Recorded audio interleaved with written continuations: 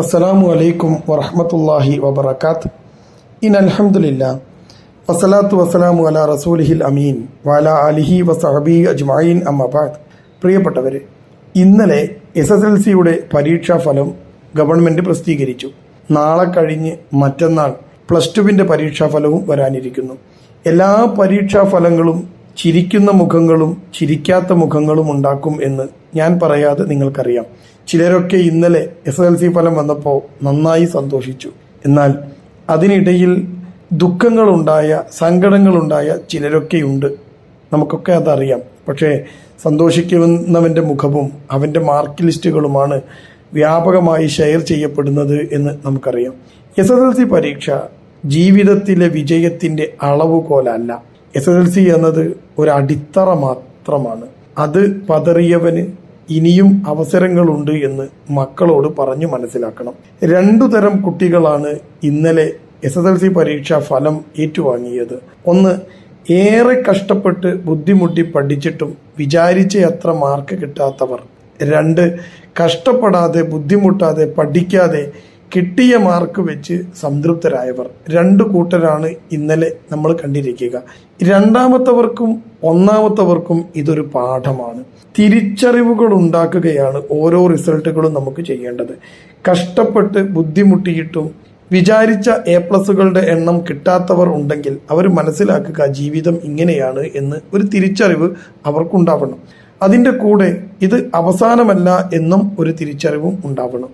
ഒരു മനുഷ്യന്റെ ജീവിതത്തിന്റെ അടിസ്ഥാനം എന്നത് മാർക്ക് ലിസ്റ്റിൽ ഉണ്ടാകുന്ന A+ന്റെ എണ്ണമല്ല, മറിച്ച് അവൻ കഷ്ടപ്പെടാനുള്ള മനസ്സും ഒരു കാര്യം ചെയ്യാൻ വേണ്ടിയിട്ട് അതിനോടുള്ള ഡെഡിക്കേഷനുമാണ് ഒരു മനുഷ്യന്റെ ജീവിതത്തിന്റെ വിജയത്തിലെ പ്രധാനപ്പെട്ട ഒരു നിദാനം.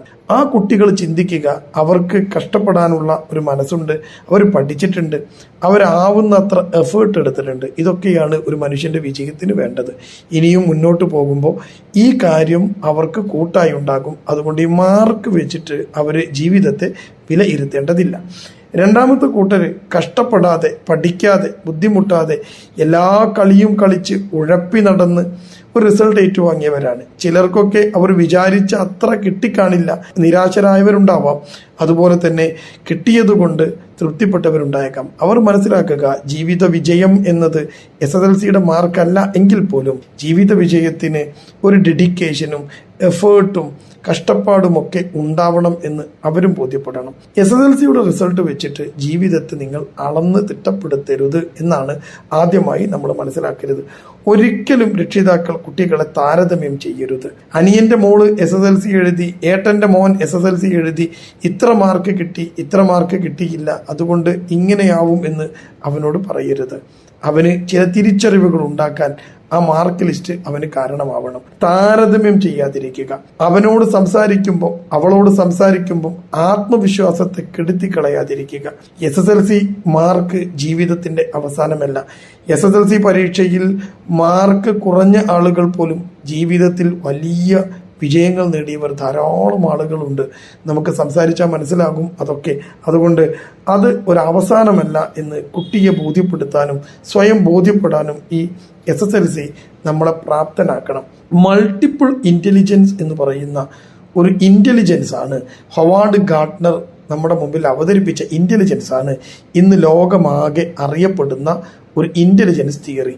ഈ മൾട്ടിപ്പിൾ ഇന്റലിജൻസ് തിയറിയിൽ ഹൊവാർഡ് ഗാർട്ട്നർ ആദ്യം പറഞ്ഞ ഒരു 8 തരം ബുദ്ധികളുണ്ട്. ആ 8 തരം ബുദ്ധിയിൽ ഏത് ബുദ്ധിയാണോ കൂടുതലുള്ളത് ആ ബുദ്ധിയാണ് ഒരു മനുഷ്യനെ ജീവിതത്തിലെ വിജയം, അവൻ ഏത് മേഖലയിൽ എത്തണം എന്ന് തീരുമാനിക്കുക എന്ന് ഹൊവാർഡ് ഗാർട്ട്നർ തൻ്റെ തിയറിയിൽ പറയുന്നു. അതുകൊണ്ട് എല്ലാവർക്കും പഠിച്ച് A+ വാങ്ങാനുള്ള കഴിവുണ്ടാവില്ല.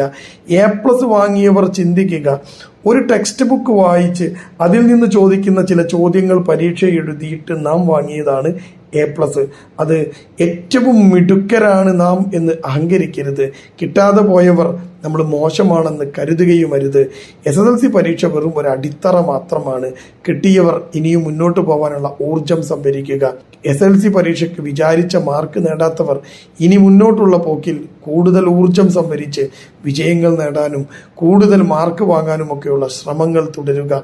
ഒരു തിരിച്ചറിവുണ്ടാക്കുന്ന ഫലമാവട്ടെ ഈ SSLC എന്ന് ആശംസിച്ചുകൊണ്ട് വിജയിച്ചവർക്കും മാർക്ക് നേടിയവർക്കും കൂടാതെ SSLC പരീക്ഷയിൽ ചിലരെങ്കിലും തോറ്റുപോയവരുണ്ടാവും അവർക്കുമൊക്കെ ഭാവുകങ്ങൾ നേർന്നുകൊണ്ട് നിർത്തുന്നു. അസ്സലാമു അലൈക്കും വറഹ്മത്തുള്ളാഹി വബറകാതുഹു. വിസ്ഡം ഇസ്ലാമിക് ഓർഗനൈസേഷൻ അവതരിപ്പിക്കുന്ന നേർവഴി എല്ലാ ദിവസവും ഏതാനും മിനിറ്റുകൾ സാമൂഹിക, വൈയക്തിക, കുടുംബരംഗങ്ങളെ വിശകലന വിധേയമാക്കുന്നു.